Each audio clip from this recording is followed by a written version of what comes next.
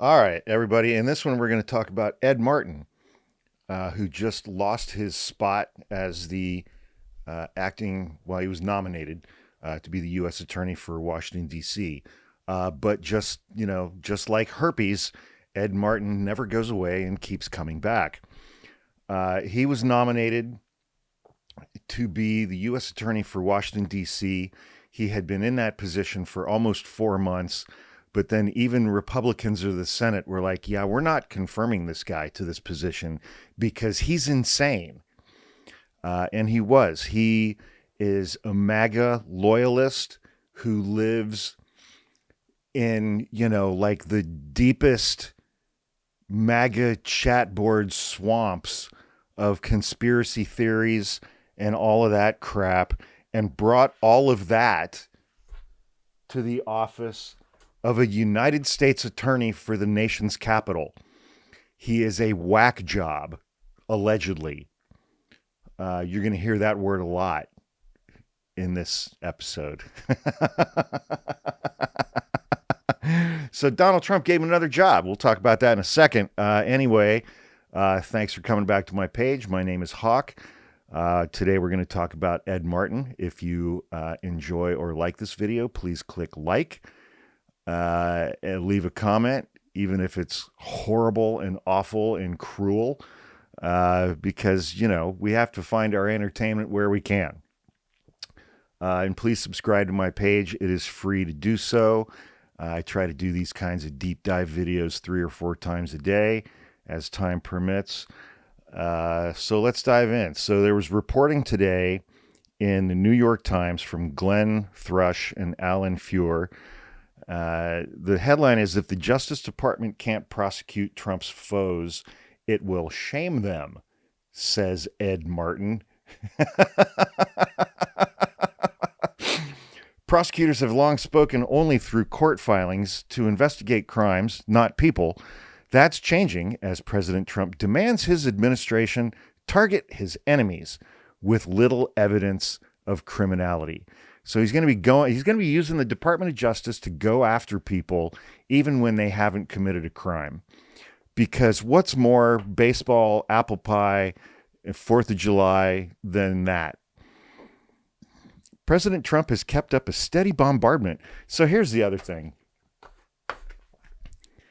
The New York Times, it's fucking May 2025.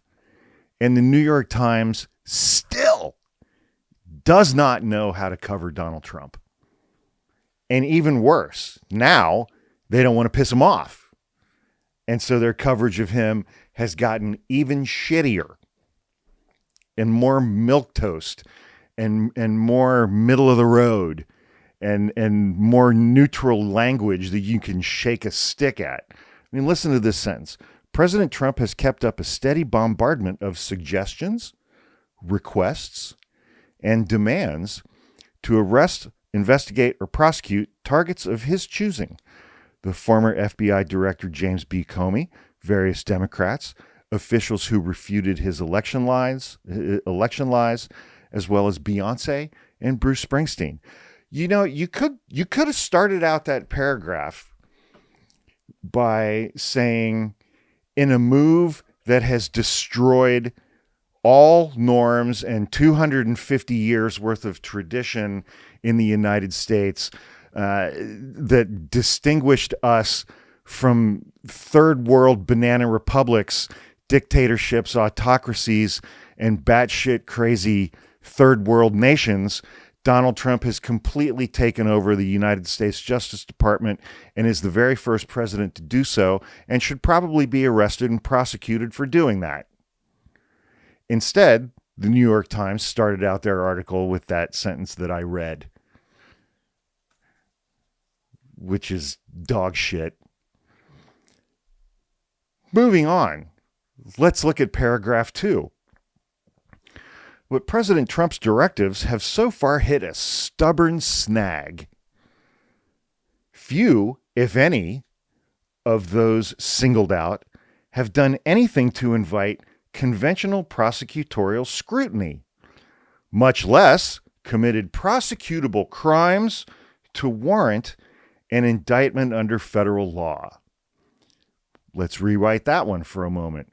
Donald Trump is going to use the Department of Justice, which no other president ever has, except for maybe Richard Nixon, to prosecute his enemies for crimes they didn't commit in an astonishingly undemocratic, illiberal, un-American campaign of insecurity because he's fat and has tits and cheats at golf. I like that version better. But let's carry on. But a Trump loyalist, given new, vague, and possibly vast power, has found a workaround. In recent days, Ed Martin, the self-described captain of the Justice Department's weaponization group, made a candid, if unsurprising, admission. He plans to use his authority to expose and discredit those he believes to be guilty, even if he cannot find sufficient evidence to prosecute them, weaponizing an institution he has been hired to de-weaponize, in the view of critics. That is the most tortured fucking sentence I've read in probably the last 24 months. I finished reading it and I don't remember or know or understand what that sentence even means. Continuing on. If they can be charged, we will charge them, Mr. Martin told reporters before stepping down as interim U.S. Attorney in Washington. But if they can't be charged, we will name them. And we will name them. And in a culture that respects shame, they should be people that are ashamed, he added. That's the way things work. That is absolutely the opposite of how the Department of Justice has operated for 250 years. And he thinks that he's going to get anywhere with shame in May of 2025. Has he met Donald Trump? Donald Trump's shamelessness is his biggest strength. That and his ability to lie to people who are unimaginably fucking stupid and gullible. But let's continue. The writing in this New York Times article has left me nothing less than turgid. That is not the way things have worked. The cardinal rule of prosecutors is to speak only through evidence and court filings. The department is supposed to abide by the dictum of charging crimes, not people. Naming and shaming is antithetical to its mission of pursuing justice impartially. And Mr. Martin's statement appears to violate the department's ethical and procedural rulebook, which mandates fair, even-handed investigations to safeguard the privacy and reputation interests of uncharged investigative targets. Outside of cases where you have someone whose conduct is open and notorious, the idea of charging individuals is antithetical to the notion of the government investigating crimes, not people, said Daniel Richman, a law professor at Columbia and former federal prosecutor. That's the first goddamn sentence I've read in this article that actually means to say what it says. And the person who will be picking out those people has no record of the prudential exercise of judgment in the federal prosecutions, but in fact has a record of abusive invocations of governmental power. So apparently, the New York Times should have hired Daniel Richman, a law professor at Columbia, to write this fucking article. Because the two authors, thus far, are doing a shit job. But let's carry on. Since taking office, Mr. Trump has blurred and at times obliterated the line between personal score setting and running a country, threatening law firms that harbor his opponents, and using presidential power to punish or intimidate individuals and institutions, often using the threat of the Justice Department action as leverage to extract concessions. That paragraph was actually pretty good. I mean, paragraph. It was all one sentence. But that one, so we're like, I'm on page 3. The writing's getting better. It's getting better. It's carrying a little more heft. It's got a little more punch to it. Oh, Jesus Christ. Mr. Martin, a cheerful but obdurate activist from Missouri, has often out-Trumped the Trump team. In his brief stint as a U.S. attorney, he thrust himself into national politics by leveling threats against Democrats and academic institutions. His subordinates quietly urged him to pump the brakes and had to stop him from indicting the Democratic leader, Senator Chuck Schumer of New York, for making a vague threat at the Supreme Court justices 5 years ago. Some of Mr. Martin's inquiries proceeded.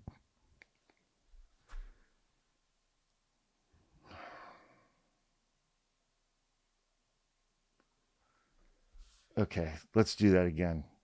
I think that's a complete sentence. Some of Mr. Martin's inquiries proceeded, period. One of them was an investigation into another New York antagonist of Mr. Trump's, Andrew Cuomo, over congressional testimony about his response, here we go, as governor to the coronavirus pandemic. Nonetheless, one of my favorite multisyllabic bullshit words, nonetheless, it has all been a bit too much for many in his own party. Earlier this month, Republican senators blocked Mr. Martin's nomination to permanently run the U.S. Attorney's Office in Washington, D.C. Here's another one. In recompense,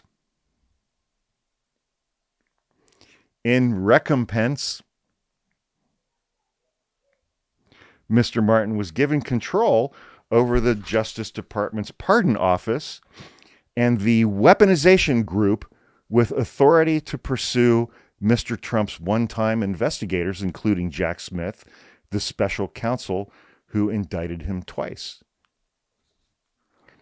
Mr. Martin has virtually no investigative experience. Instead, he has signaled, Mr.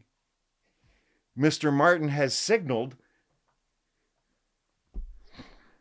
that he intends to subject the president's accusers to humiliations and inconveniences comparable to what Mr. Trump endured to right perceived wrongs.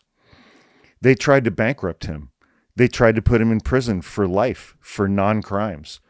They tried to get him off the ballot, said Mike Davis, a Republican and former Senate judicial. Okay, Mike Davis is also an attorney. He thought he was going to be Trump's attorney general. Mike Davis makes Ed Martin look like he's in a coma. Mike Davis is fucking crazy. They must be held accountable for this criminal conspiracy. A spokesman for Mr. Martin did not immediately respond to a request for comment, though Mr. Trump and his team have said they are rebuilding, not destroying, the United States Department of Justice.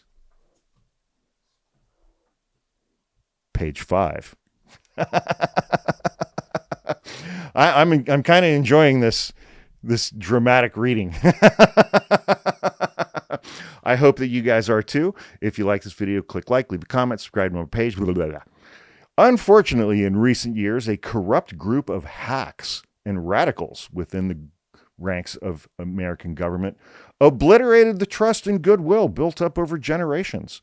Mr. Trump told an audience of supporters at the Justice Department in March. Yet there is a hollowness in the president's effort to spin a vengeance trip as a path back to normalcy. It is undercut There it is right there. It is undercut by calls to prosecute opponents that began with lock her up chants about Hillary Clinton in 2016 and now encompass a breathtaking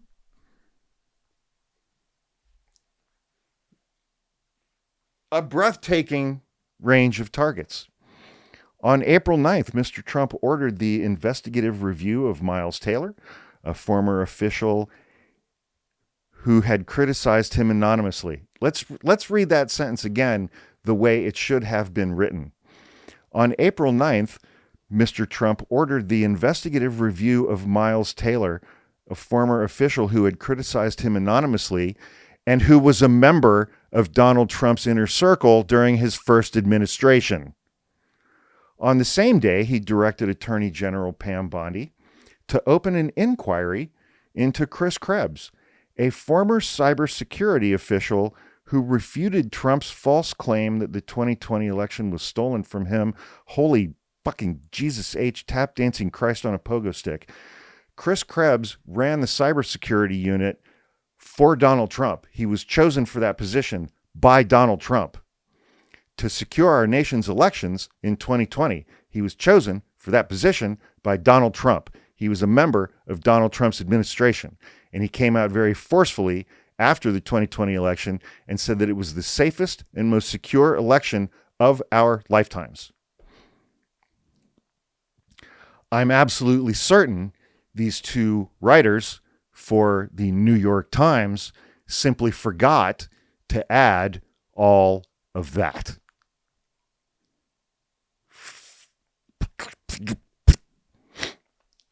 Mr. Trump then ordered an investigation of Act Blue, a Democratic fundraising platform.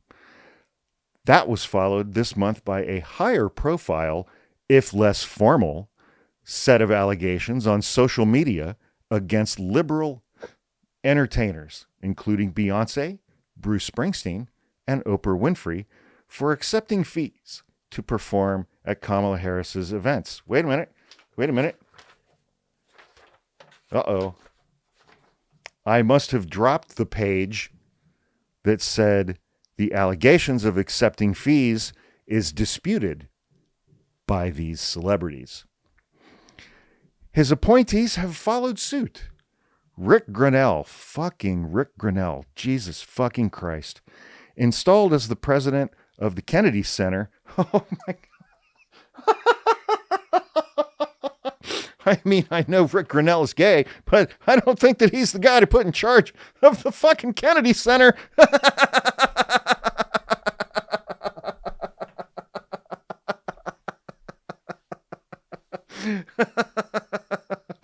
Anyway, Rick Grenell recently called for a criminal investigation into the Kennedy Center's finances. The Justice Department has declined to comment.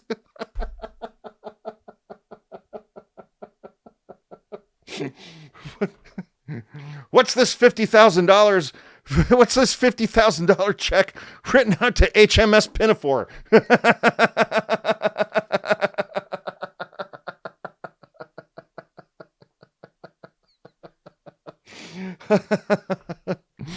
But the threat of action is real. And the department has not been shy about opening investigations or arresting politicians and judges, including the Democratic mayor of Newark over a trespassing charge and a Wisconsin judge accused of shielding an immigrant from federal agents who she directed to go into a public area that was inhabited by several ICE agents. Fuck you, New York Times. The administration has also dropped cases against Eric Adams, but who gives a fuck about Eric Adams, man? Is New York City ever going to be able to elect a mayor who's not just a complete fucking corrupt douchebag? I mean, set the corruption aside. Is New York City ever going to be able to elect a person to serve as mayor who's not just a douchebag? All of these guys are just fucking douchebags. Nobody wants to hang out with them. You want to go hang out? You want to go fucking hang out with Andrew Cuomo or Eric Adams? Are you fucking kidding me? I've never been able to understand that about New York City.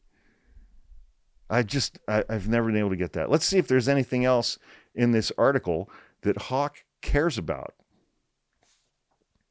Turns out that would be a no.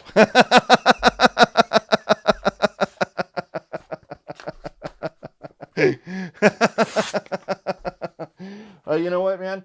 I got to say, that was probably the most enjoyable one of these that I've recorded at any point in time in the last week. That was super fun for me. It turned into kind of an impromptu, let's call it a critique of the New York Times. Let me see. What should they have titled that article? Fuck Ed Martin. Yeah, there we go. That's a good one. Ed Martin is coming for you. He's going to shame you.